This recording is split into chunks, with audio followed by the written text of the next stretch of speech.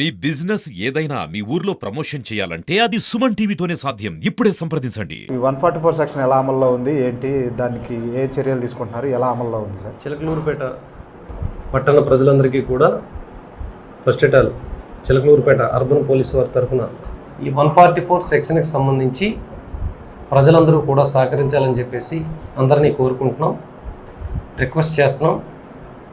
అదేవిధంగా మొన్న పోలింగ్ రోజున పోలింగ్ అనంతరం పల్నాడు జిల్లాలో కొన్ని అవాంఛనీయ సంఘటనలు, హింసాత్మక సంఘటనలు జరిగిన నేపథ్యంలో జిల్లా కలెక్టర్ గారి ఆదేశాల మేరకు, ఎలక్షన్ కమిషన్ ఆదేశాల మేరకు జూన్ 5 వరకు 144 సెక్షన్ జిల్లా అంతా కూడా అమల్లో ఉంది.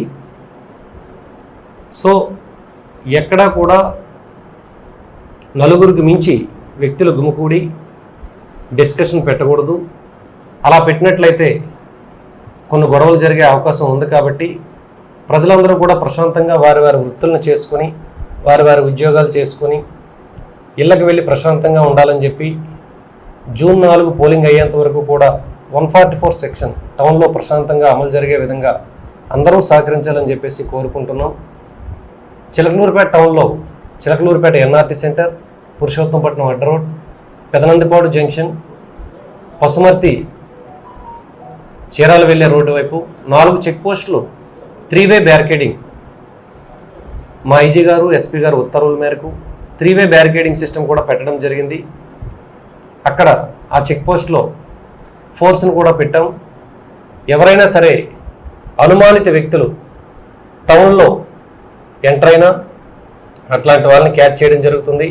అదేవిధంగా యువత మద్యం సేవించి కానీ ఇంకే ఏ విధంగానైనా సరే అత్యుత్సాహంతో వితౌట్ ఎనీ పేపర్స్ బైక్స్ మీద వచ్చినట్లయితే ఆ చెక్ పోస్ట్లో ఖచ్చితంగా బైక్స్ అన్నీ కూడా సీజ్ చేసి కోర్టులో పెట్టడం జరుగుతుంది. సో ప్రజలందరూ కూడా ఖచ్చితంగా మాకు 144 సెక్షన్ అమల్లో ఉన్నప్పుడు సహకరించాలని చెప్పి మరొకసారి విజ్ఞప్తి చేస్తున్నాం. అదేవిధంగా టౌన్లో పెట్రోలింగ్ సిస్టమ్ కూడా పెట్టడం జరిగింది. మా టీమ్స్ అన్నీ కూడా 3 టీమ్స్గా డివైడ్ అయ్యి ఎవ్రీడే కూడా ఆడ్ అవర్స్లో కూడా పెట్రోలింగ్ కంటిన్యూ చేస్తున్నాం. ప్రజలెవరూ కూడా దయచేసి ట్రాప్లో పడద్దు, ఎటువంటి గొడవలకి కూడా వెళ్ళవద్దు. ప్రశాంతంగా పోలింగ్ ఎలా అయితే చిలకలూరుపేట పట్టణంలో జరిగిందే అదేవిధంగా కౌంటింగ్ కూడా జరిగే విధంగా అందరూ కూడా సహకరించాలి. థ్యాంక్ యూ అనండి. సార్, ఇప్పుడు ఎమర్జెన్సీ సర్వీసులు ఏమన్నా అందుబాటులో ఉన్నాయి సార్? ఎమర్జెన్సీ సర్వీసులు ఎలా ఉంటాయి, దానికి ఎటువంటి ఎగ్జామ్షన్ ఇచ్చారు సార్? ఎమర్జెన్సీ సర్వీసులకి 144కి ఎటువంటి సంబంధం లేదు. ఎమర్జెన్సీ సర్వీసులు ఖచ్చితంగా కూడా వాటి విధానాలకి 144 సెక్షన్ అనేది అడ్డంకి కాదు.